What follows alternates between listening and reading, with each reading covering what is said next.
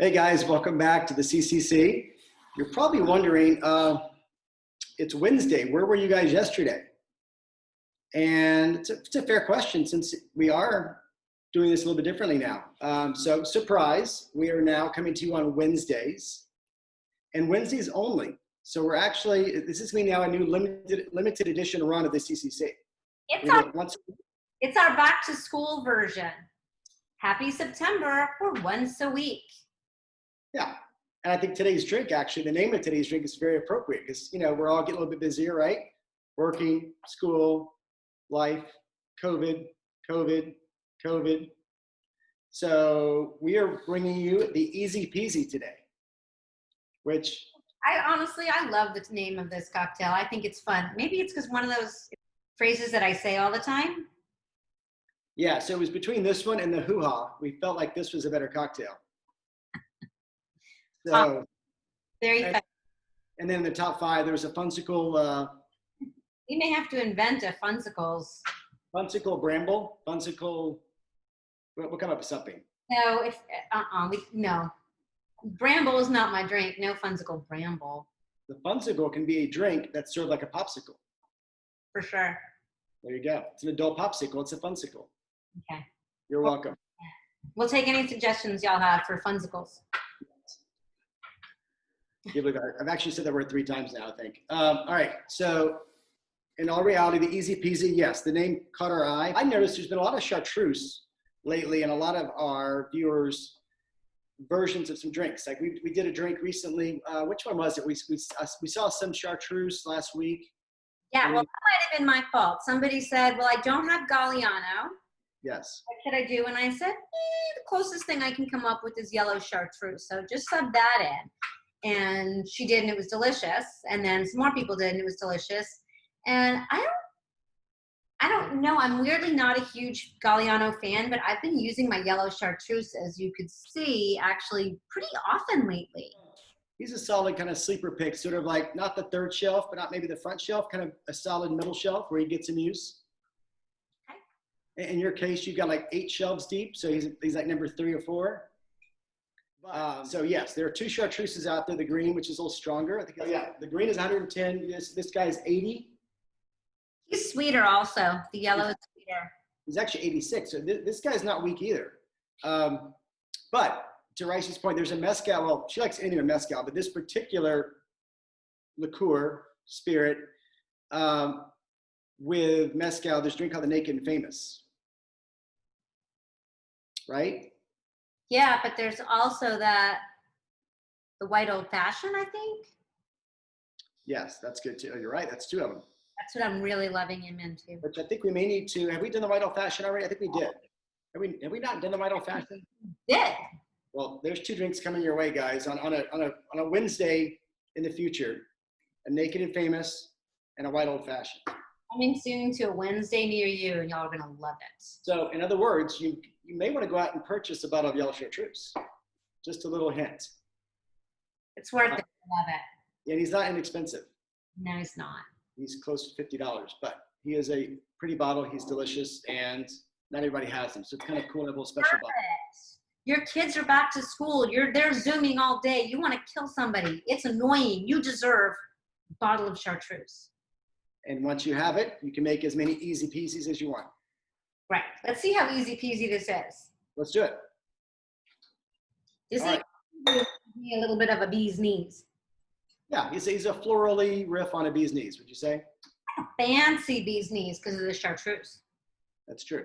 Well, we are using the Hendrick's Midsummer Gin because it seems to go along with the flavors of the lavender that we're trying to highlight. I think that's a good point. I would also say that in Texas, it feels like early summer still, because it is really hot. Certainly not midsummer and certainly not late summer, which it should be at this point. But if you like a florally sort of profile in the gin, he's a fun version of Hendrick's that you're not going to want to have all the time, but he's good to have in the summer. With a beautiful bottle. Yep. He appears purple. He's not. The actual liquor himself is clear, but the bottle is purple. But he's really good. And if you don't have him and you want to use regular gin, then that's fine too. I would just opt for a less juniper-y gin and a more floral gin if possible. Yeah. So 1.5 ounces of that. ½ ounce yellow chartreuse. That is going to turn the drink pretty yellow. 3/4 lemon juice. So 3/4 honey, not even honey syrup, just straight up honey. And this is one, well, you could certainly use agave or simple. I think in order for this to be, again, inspired by a bee's knees, a floral riff on it, I think honey is important here. I agree. I think this is the place for honey. Also less sweet. Yeah. Than a simple syrup? Yeah. I think so. It's not dry, but out of the two. But you know what else it is? Good for you. More viscous.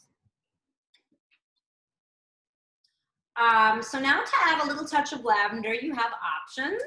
I'm going to use, I have lavender flowers somewhere. No idea where. Doug couldn't find it, gave up, and said, I'm going to use my lavender bitters. Jason, you have another option? I do. It's actually whole lavender, little lavender seeds right here. So I'm going to actually just take a pinch of the lavender and throw them in, which you can certainly smell. And again, depending on how floral lavender you want it, you can add more or less, but just a nice pinch of that, which should open up when we shake.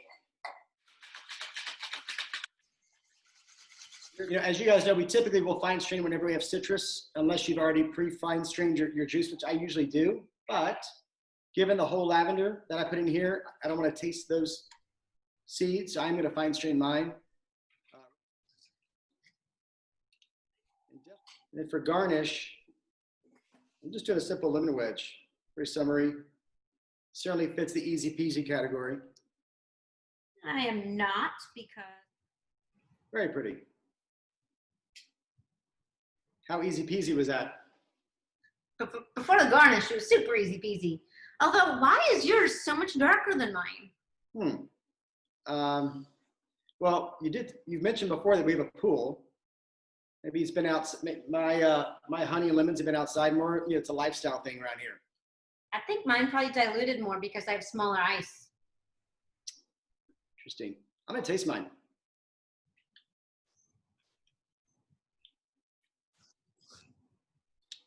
Well, I will say, definitely tastes like a bee's knees, like a floral bee's knees. It's on the sweeter side.